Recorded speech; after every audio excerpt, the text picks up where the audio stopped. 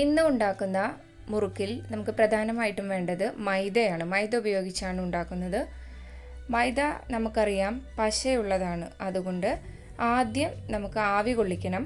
അതിനുവേണ്ടി കുക്കറിൽ ഒരു ഗ്ലാസ് വെള്ളം ഒഴിച്ച് ഒരു സ്റ്റീൽ തട്ട് ഉപയോഗിച്ച് സ്റ്റീൽ തട്ട് അടിയിൽ വെച്ച് അതിനു മുകളിൽ ഒരു പാത്രത്തിൽ നമ്മൾ ഉണ്ടാക്കാൻ ഉദ്ദേശിക്കുന്ന മൈദപ്പൊടി അതിൽ വയ്ക്കുക.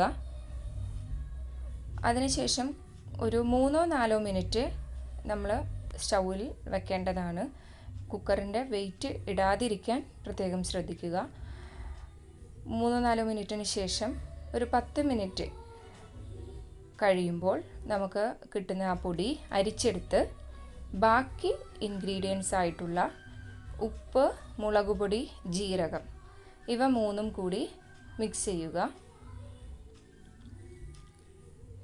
ഈ 3 ഇൻഗ്രീഡിയൻസ് മിക്സ് ചെയ്ത് കഴിഞ്ഞാൽ അല്പം വെള്ളമൊഴിച്ച് നമ്മൾ സേവനാഴിയിലൂടെ വരത്തക്ക രീതിയിൽ ആ ഒരു പരുവത്തിൽ വെള്ളമൊഴിച്ച് കുഴച്ചെടുക്കുക.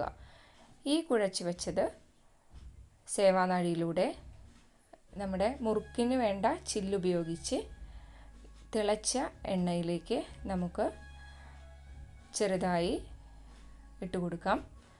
അങ്ങനെ നമുക്കത് വറുത്ത് കോരാം. വളരെ എളുപ്പത്തിൽ വീട്ടിലുള്ള ഇൻഗ്രീഡിയൻസ് ഉപയോഗിച്ച് ഈസി ആയിട്ട് തയ്യാറാക്കാൻ പറ്റുന്ന ഒരു ഈവനിങ് സ്നാക്കാണ് ഈ മുറുക്ക്. അരിമുറുക്കിനേക്കാൾ കൂടുതൽ സ്വാദായിട്ട് തോന്നുന്നു ഈ മൈദ കൊണ്ടുള്ള മുറുക്ക്. എല്ലാവരും ട്രൈ ചെയ്യണം.